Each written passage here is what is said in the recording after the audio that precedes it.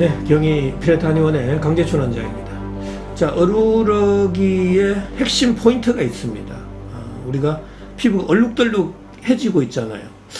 피부가 얼룩덜룩해진다라는 의미는 뭐죠? 색의 변화죠. 색의 변화는 온도의 변화입니다. 온도가 일정하면은 색도 일정하게 되고요. 우리가 빨주, 노초, 파란보도 그 각각의 온도의 차이 때문에 색의 차이가 생기는 거예요. 자, 그렇다면 내 피부에서 얼룩덜룩해졌다. 온도의 차이가 생겼죠. 근데 온도는 왜 차이가 생겼을까요? 그게 핵심입니다. 심부 온도가 내려갔다라는 이야기예요.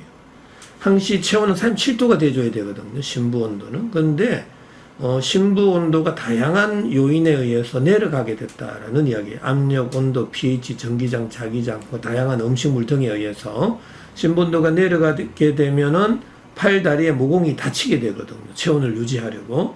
바로 그때 밥을 먹고 활동을 하면 열은 발생하고 그 열 에너지가 인체 골고루 분산이 안 된다. 자, 그러면 구멍, 관절, 마찰이 많은 쪽으로 열이 쏠리게 되는데 대체적으로 이 상체로 열이 많이 쏠리게 됩니다. 그러면은 열 에너지는 구멍, 관절, 마찰이 많은 쪽으로 열이 쏠리게 된다 그랬잖아요. 바로 그게 이제 상체라는 이야기죠. 그러면 목이라든지 가슴이라든지 옆구리라든지 이런 쪽에 피부 온도가 올라가게 돼 있어요. 근데 피부 온도가 올라가는 순간 과색소 침착증이 되는 겁니다. 뭐 염증이 되는 거는 이루 말할 것도 없고요.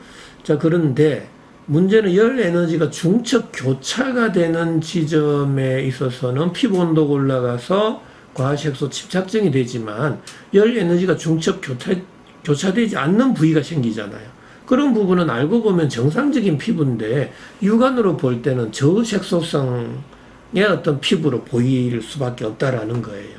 하나의 착시 현상이죠. 자, 그래서 그러면은 우리가 눈으로 볼 때는 과색소와 저색소가 막 서로 번갈아 가면서 생기기 때문에 피부의 색이 달라지게 보인다라는 이야기입니다. 얼룩덜룩하게 보인다라는 이야기예요. 바로 그게 어루러기다라는 이야기고요. 서양의학에 있어서는 말라세지아 효모균의 침범으로 생겼다라는 이야기고, 그걸 생검을 해보니까 뭐 균들이 많이 번식돼 있더라라는 이야기인데요. 저 같은 경우는 피부 온도가 올라간 부위에 균들의 서식이 쉽게 된다라는 이야기예요. 왜? 균도 따뜻한 곳으로 이동을 하거든요. 그러니까 피부 온도가 높은 곳은 균이 잘 번식할 수 있다라는 이야기죠. 균이 있다고 균에 의해서 어루러기가 생긴 게 아니다라는 이야기입니다.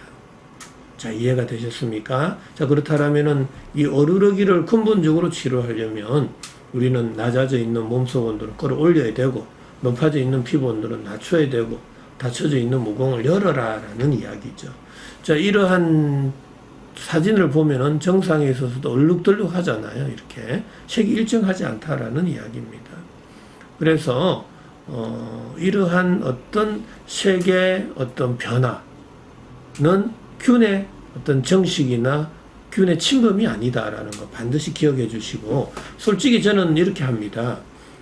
균이라면 뭐 피부 바깥에서 서식한 거잖아요. 그럼 에프킬라 뿌리면 되겠네요. 하지만 절대로 그래가지고는 낫지 않는다라는 사실입니다. 왜 바깥에 균이 있는데 왜 내가 항진균제를 먹어서 그 속에서 균을 죽이려고 하느냐 말이죠. 그거는 있을 수가 없죠. 차라리 외부에서 뭘 바르거나 뿌려서 치료하는 게 더 빠르지 않을까요? 왜 자꾸 간의 장애를 유발하는 진균제를 먹을 필요가 뭐 있느냐라는 이야기입니다. 어루러기의 치료, 실은 뭐 딱 원칙은 정해져 있잖아요. 뭐 심부 온도를 올리고 피부 온도를 낮추고 모공을 열어주는 치료하게 되면 뭐 자연스럽게 치료되고요. 이제 그러한 방법 중에 이제 우리가 4가지를 저는 항시 제시하고 있죠. 한방의 약물요법, 식이요법, 생활요법, 운동요법. 운동 같은 경우도 좀 열심히 해주시면 훨씬 치료기간이 짧아집니다. 땀이 험뻑 날 때까지 좀 해주시고요.